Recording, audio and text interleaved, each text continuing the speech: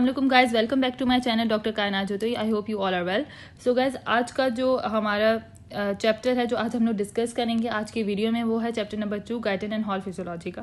So guys, chapter number 2 की अगर हम लोग बात करें तो सबसे पहले हम इसके ऑब्जेक्टिव्स को डिस्कस करेंगे कि ऑब्जेक्टिव हम लोग कौन कौन से कवर करेंगे, और उसके बाद हम लोग आगे जो है कौन कौन से टॉपिक्स की आज डिस्क्रिप्शन देंगे। सो अगर मैं चैप्टर नंबर 2 की बात करती हूँ तो अगर हम लोग उसका टाइटल जो गाइटन एंड फिजियोलॉजी में वो है the cell and its function. तो मतलब आज जो हमारा लेक्चर है, lecture number 1 of the chapter number 2, वो टोटली डिपेंड करता है सेल एंड इट्स फंक्शंस पे। सो आज हम उसके जो बेसिक ऑब्जेक्टिव्स हैं, इंट्रोडक्शन जो है चैप्टर का, उसे डिस्कस करेंगे। सो अगर हम लोग ऑब्जेक्टिव्स की बात करें चैप्टर नंबर 2 की, तो जो मेन ऑब्जेक्टिव्स हैं जो इस पूरे चैप्टर में डिस्कस किए जाएंगे, I am talking about the पूरे चैप्टर्स में, मतलब हर लेक्चर जो भी मेरी लेक्चर्स आते जाएंगे उनमें फर्दर कौन कौन से ऑब्जेक्टिव डिस्कस होंगे, आज हम उन सब का एक ओवरव्यू देंगे। सो सबसे पहले जो हमारे पास जो है ऑर्गेनाइजेशन ऑफ द सेल, सबसे पहले जो हमारा आज का टॉपिक है, मेन टॉपिक है इस वीडियो का, आज का टॉपिक है हमारा ऑर्गेनाइजेशन ऑफ द सेल।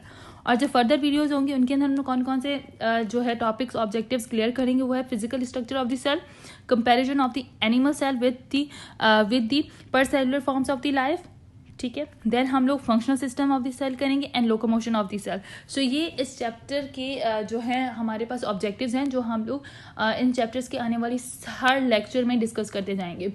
फिलहाल तो ये ऑब्जेक्टिव बहुत ही थोड़े लग रहे हैं, बहुत ही कम लग रहे हैं अगर हमने जिस तरीके से काउंट किया है, मतलब आपको सिंपली 5 ऑब्जेक्टिव्स लग रहे हैं, लेकिन इनके अंदर भी बहुत सारी सब हेडिंग्स हैं जिनको हमें डिस्क्राइब करना है, जिन्हें हमने डिस्कस करना है, क्योंकि सेल इटसेल्फ एक बहुत ही इंपॉर्टेंट चैप्टर है फिजियोलॉजी का, क्योंकि सारी चीज़ें हम लिविंग ऑर्गेनिज्म के बारे में पढ़ रहे हैं। तो सेल तो as a basic structural functional unit है ह्यूमन बॉडी का, तो हमें एक लिविंग ऑर्गेनिज्म था, तो हमें सेल्स के बारे में हर चीज़ पता होनी चाहिए। तो इस चैप्टर में हम लोग हर चीज़ डिस्कस करेंगे।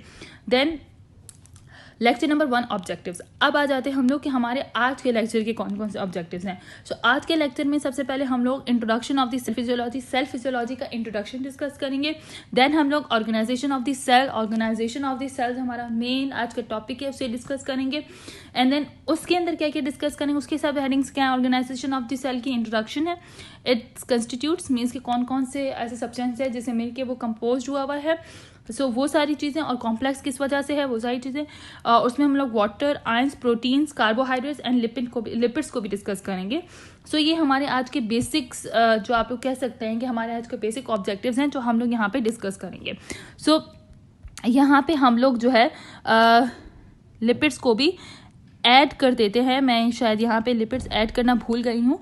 सो लिपिड्स है, हम लिपिड्स को भी डिस्कस करेंगे, मतलब हम introduction of the cell physiology, organisation of the cell, और उसके बाद ऑर्गेनाइजेशन ऑफ द सेल्स में इंट्रोडक्शन पहले उसका डिस्कस करेंगे, फिर वो किन किन चीज़ों से कंपोज हुआ है वो सब्सटेंसेस डिस्कस करेंगे, जिनमें water, ions, protein, carbohydrates and lipid. तो इन सब चीज़ों को आज डिस्कस करेंगे, क्योंकि आज चैप्टर नंबर 2 का लेक्चर नंबर 1 है, मीन्स के इंट्रोडक्शन लेक्चर है। तो आज ये लेक्चर आप लोगों को थोड़ा सा सिंपल लगेगा, बट आगे चल के आपके फर्दर ऑब्जेक्टिव्स जो हैं वो क्लियर होते जाएंगे। सो अब हम बात करते हैं इंट्रोडक्शन की। तो हमें पता है कि हमारी बॉडी मीन्स कि हमारी एक लिविंग ऑर्गेनिज्म या हमारी ह्यूमन बॉडी जो है, जो कॉम्प्लेक्स ऑर्गेनिज्म है, वो नॉर्मली 100 ट्रिलियन सेल्स से कंपोज हुई है, ठीक है। अब ये जो 100 ट्रिलियन सेल्स हैं, ये भी लिविंग स्ट्रक्चर्स हैं, ये भी एक ऐसे लिविंग सेल्स हैं, मतलब सेल्स जो है उसका भी अपना एक लिविंग स्ट्रक्चर होता है, जिसकी वजह से वो मंथ और सालों तक जो है वो सेल जो सर्वाइव कर सकता है, ठीक है। अब उसके भी अब क्योंकि उसको सर्वाइव करना है एक सेल को बहुत सारे सालों तक भी, कुछ सेल्स को महीनों तक की, कुछ का जो लाइफ टाइम होता है वो डेज का होता है, लाइक अगर आरबीसीज की बात करें, डब्ल्यूबीसीज की, तो इस तरीके से हर सेल का एक अपना अपना लाइफ टाइम पीरियड है। तो उस टाइम पीरियड के लिए उससे रिक्वायरमेंट, किस चीज़ की रिक्वायरमेंट होती है, बेसिक न्यूट्रिशंस की उसे ज़रूरत होती है, मतलब बेसिक न्यूट्रिशंस होंगे तो ही वो सर्वाइव कर पाएगा महीनों तक और सालों तक। तो इन सब चीज़ों को हम लोग डिस्कस करते हैं। उसके अलावा ये होता है कि जो सेल्स है, अब सेल्स की सराउंडिंग में जो फ्लूइड्स होते हैं ना, मतलब सेल का लिविंग स्ट्रक्चर इस तरीके से है कि उसकी सराउंडिंग में जो फ्लूइड्स हैं उनसे उसको ये सारी चीज़ें जो है वो ईजिली अपने न्यूट्रिशंस को ग्रैब कर लेता है और अपने न्यूट्रिशंस की जो रिक्वायरमेंट है उसे फुलफिल कर लेता है।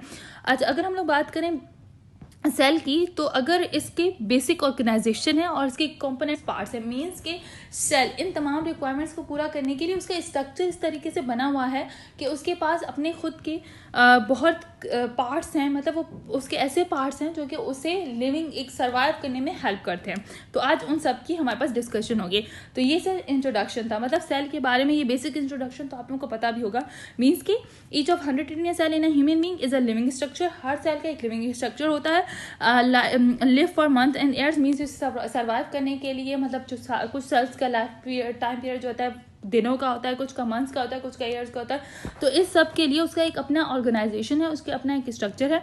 इस सराउंडिंग फ्लूइड्स कंटेन न्यूट्रिएंट, इसका जो सराउंडिंग फ्लूइड्स होता है वो सारा क्या है, न्यूट्रिशंस वगैरह को कंटेन करता है, जो कि उसकी सेल की रिक्वायरमेंट्स को पूरा करते हैं और उसे उसके लाइफ टाइम पीरियड को अचीव करने में हेल्प करते हैं। और it has the basic organisation and component part, means कि इसके अपने सेल के अपने डिफरेंट पार्ट्स हैं जिसकी बेसिस पे वो सर्वाइव कर पाता है। ठीक है, जिस तरीके से हर ऑर्गेनिज्म के अपने डिफरेंट पार्ट्स होते हैं, सो सेल के भी अपने सेल्फ पार्ट्स हैं जिनको हम लोग इन चैप्टर में डिस्कस करते जाएंगे। अब आते हैं ऑर्गेनाइजेशन ऑफ द सेल। अब अगर हम लोग ऑर्गेनाइजेशन ऑफ द सेल की बात करते हैं तो सिंपली अगर हम लोग सेल तो अब हम सेल तो एक माइक्रो स्ट्रक्चर है, तो हम उसे कैसे जो है वो देख सकते हैं, सी कर सकते हैं। तो लाइट माइक्रोस्कोप के थ्रू हम इसे जो है इसका व्यू ले सकते हैं। अच्छा, इसके 2 मेजर पार्ट्स होते हैं। बचपन से हम लोग पढ़ते आ रहे हैं, मीन्स के 7-8 क्लास से पढ़ते हुए आ रहे हैं सेल के बारे में। तो आज का इसलिए लेक्चर बहुत ईजी है। अब हमें पता है कि सेल के मेजर 2 पार्ट्स हैं, न्यूक्लियस और साइटोप्लाज्मा है। अब न्यूक्लियस और साइटोप्लाज्मा एक दूसरे से किस मेम्ब्रेन के थ्रू जो सेपरेट होते हैं, वो हमारे पास कौन सी मेम्ब्रेन थी, न्यूक्लियर मेम्ब्रेन के थ्रू वो एक दूसरे से जो है वो सेपरेट होते हैं। उसके अलावा प्लाज्मा मेम्ब्रेन और सेल मेम्ब्रेन होती है जो कि साइटोप्लाज्मा को सराउंडिंग फ्लूइड से क्या करती है, सेपरेट करती है। तो ये सिर्फ ऑर्गेनाइजेशन ऑफ सेल है, मतलब सेल के बेसिक्स पार्ट आपको याद हो कि हमारे सेल में जो है न्यूक्लियस और जो साइटोप्लाज्मा है वो हमारे बेसिक्स पार्ट्स हैं उस सेल के। और फिर न्यूक्लियर मेम्ब्रेन के बारे में भी आप लोगों को अच्छा सा रिव्यू है। उसके अलावा साइड प्लाज्मा मेम्ब्रेन के बारे में भी। अच्छा, प्लाज्मा मेम्ब्रेन पे सवाल जो आता है आगे हम लोग जब इसको स्ट्रक्चर हम लोग डिस्कस करेंगे सेल के नेक्स्ट लेक्चर में, तो उसमें प्लाज्मा मेम्ब्रेन के बारे में और उसकी थ्योरीज वगैरह डिस्कस करेंगे, तो वो सवाल आता है, तो उसको ज़रा अच्छे से देख लीजिएगा। सो वो फर्दर लेक्चर जो सेकंड लेक्चर होगा चैप्टर नंबर 2 का, उसमें उसकी डिस्कशन होगी। देन उसके बाद हम लोग प्रोटोप्लाज्मा की बात करते हैं। तो प्रोटोप्लाज्मा जो होता है जो मतलब जो सेल है, मीन्स के the different substances that made up the cell का दी प्रोटोप्लाज्मा। प्रोटोप्लाज्मा क्या कहते हैं कि मतलब सेल के जो डिफरेंट सब्सटेंसेज होते हैं जिनसे सेल मिलके बना हुआ होता है उसे हम लोग प्रोटोप्लाज्मा कहते हैं। अब प्रोटोप्लाज्मा के जो होते हैं वो 5 बेसिक सब्सटेंसेज होते हैं, जिनमें हम लोग किन्हें डिस्कस करेंगे, वाटर को, आयंस को, प्रोटीन्स को, लिपिड्स को एंड कार्बोहाइड्रेट्स को। तो ये मेजर पार्ट्स होते हैं, ये मेजर सब्सटेंस होते हैं हमारे पास प्रोटोप्लाज्म के, जिन्हें गाइटर ने भी इस चैप्टर में डिस्कस किया है और हमें भी डिस्कस करना है आज के लेक्चर में। सो अब हम बात करते हैं प्रोटोप्लाज्मा के बेसिक 5 जो सब्जेक्ट्स हैं उनके। सबसे पहले वाटर है, तो वाटर के बारे में तो आप सबको इन्फॉर्मेशन होगी। ठीक है, जो हमारे पास प्रिंसिपल हम कह सकते हैं कि फ्लूइड मीडियम है, मतलब सेल का प्रिंसिपल फ्लूइड मीडियम कौन सा होता है, वाटर होता है, क्योंकि मोस्टली सेल जो होते हैं वो वाटर से कंसिस्ट होते हैं। ठीक है, सिवाय हम लोग अगर बात करें स्वेट सेल के अलावा बाकी जितने भी सेल हैं हमारी बॉडी के, वो सब वाटर से मिलके बने हुए होते हैं। 70 to 85% गाइडर ने कहा है कि 70 to 85% जो हमारी 70 to 85% जो होती है वो कंसिडरेशन हमारे पास वाटर की होती है एक सेल के अंदर। ठीक है, तो ये हमारे पास मेन पॉइंट्स है जो आपको वाटर के बारे में याद होने चाहिए, क्योंकि इस पर कुछ लिखने के लिए तो नहीं आता है, एक बेसिक इन्फॉर्मेशन है। इसलिए आज का लेक्चर बहुत ही छोटा सा और बहुत ही कह सकते हैं कि इन्फॉर्मेटिव है, क्योंकि इसके से हम लोग फिर कॉम्प्लेक्स जो भी हमारे लेक्चर्स होंगे उनकी कॉम्प्लिकेशन को हम इजीली ग्रैब कर सकेंगे। सो उसके बाद हम लोगों ने बता दिया। अच्छा, एक चीज़ आप याद रखिएगा, बहुत से सेलुलर केमिकल्स होते हैं जो कि वाटर के अंदर डिजॉल्व होते हैं। ठीक है, और कुछ ऐसे होते हैं जो कि कुछ जो होते हैं वो हमारे वाटर में जो है मतलब कि डिजॉल्व हो जाते हैं, कुछ सेलुलर केमिकल्स होते हैं। अच्छा, बहुत सारे केमिकल रिएक्शंस भी जो होते हैं और वो जो भी पार्टिकल्स वगैरह होते हैं उनके अंदर हमें वाटर की ज़रूरत होती है। ठीक है, तो कुछ ऐसे केमिकल रिएक्शंस भी होते हैं। तो मेन आप लोगों को सिर्फ ये याद रखना है कि प्रिंसिपल मीडियम हमारी बॉडी का कौन सा है, वाटर है। अच्छा, उसके बाद आयंस की बात करते हैं। तो जाहिर सी बात है हमारे सेल्स को आयंस की ज़रूरत होती है। जो मेन आयंस है वो आप बस ध्यान में रखिएगा, potassium, magnesium, phosphate, sulphate, bicarbonate, some quantity of sodium chloride and the calcium. So ये कुछ आयंस हैं जो कि हमारी बॉडी में जिनकी ज़रूरत होती है।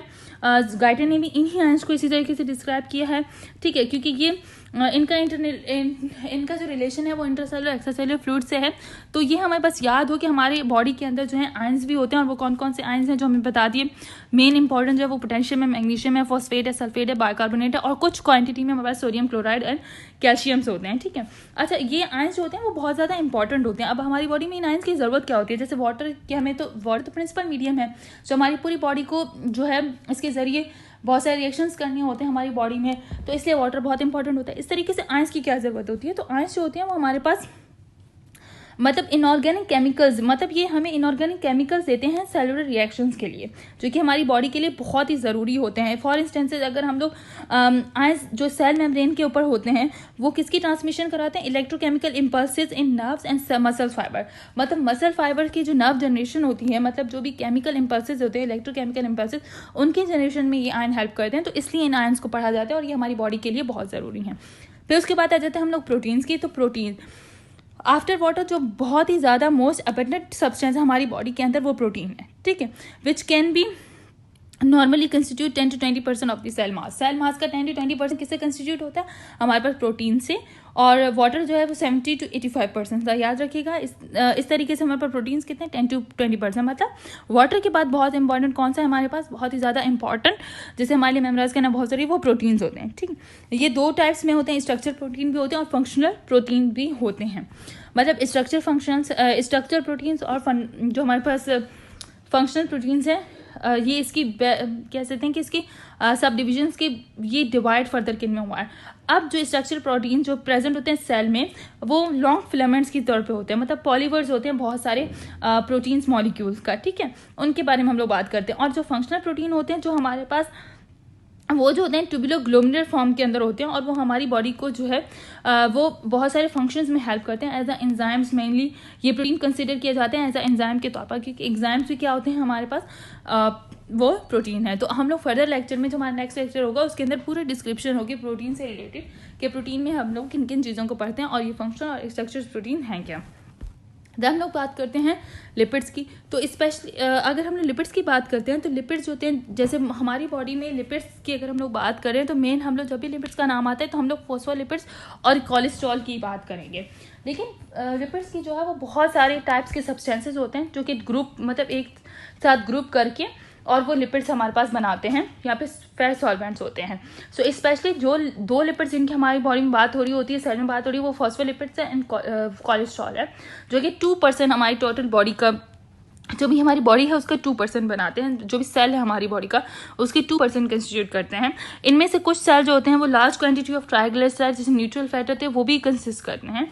सो ये जनरल इन्फॉर्मेशन सिर्फ लिपिड्स के बारे में दी गई है। उसके अलावा हम लोग अगर बात कर लें कार्बोहाइड्रेट्स की, तो कार्बोहाइड्रेट्स होते हैं सेल, इनका they have the little structure function in this cell except as a part of the glycoprotein molecules. ये पार्ट होते हैं ग्लाइकोप्रोटीन मॉलिक्यूल्स का। इसके अलावा इनका इतना ज़्यादा कोई आप कह सकते हैं कि लिटिल स्ट्रक्चर फंक्शन होता है इनका, बट इनका मेजर रोल ये होता है कि ये न्यूट्रिशन देते हैं सेल को, हमारी न्यूट्रिशन रिक्वायरमेंट को फुलफिल करते हैं, और ये 1% of the total cell mass का जो है वो कंस्टिट्यूट करते हैं। सो आज का जनरल इन्फॉर्मेशन थी। जनरल इन्फॉर्मेशन में हम लोगों ने बेसिकली सिंपली डिस्कस किया कि हमारे पास इंट्रोडक्शन क्या है, ताकि आप लोगों की एक बेसिक्स बन जाए इस चैप्टर से रिलेटेड, ताकि आप लोगों को पता चले कि हम आगे चल के इनमें क्या पढ़ेंगे। अच्छा, जो नेक्स्ट मेरा लेक्चर होगा उसके अंदर हम लोग प्रोटीन जो हमारे पास है स्ट्रक्चर एंड फंक्शनल प्रोटीन, उनको पूरी एग्जाम्पल्स के साथ पढ़ेंगे। उसके अलावा हम लोग जो है जो हमारे पास physical structure of the protein होगा उसको भी डिस्कस करेंगे।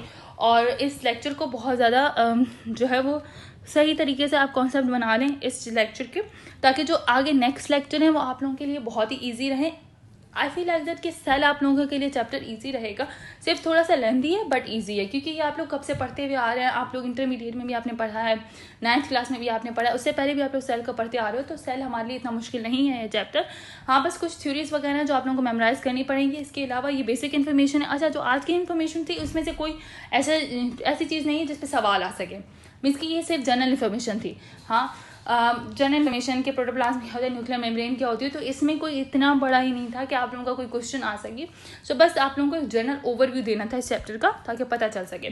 जो कल का लेक्चर होगा उसमें हम लोग स्ट्रक्चर एंड फंक्शन प्रोटीन को एग्जाम्पल्स के साथ डिस्कस करेंगे। उसके बाद हम लोग जो physical structure of the cell है उसको भी थोड़ा सा डिस्कस करेंगे, ताकि हमारे लेक्चर जो है वो हम डे बाय डे हम इस चैप्टर को जो है वो कंप्लीट करते जाएं।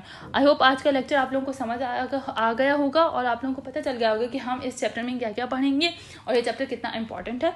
सो टिल दैट, अल्लाह हाफिज़ गाइस।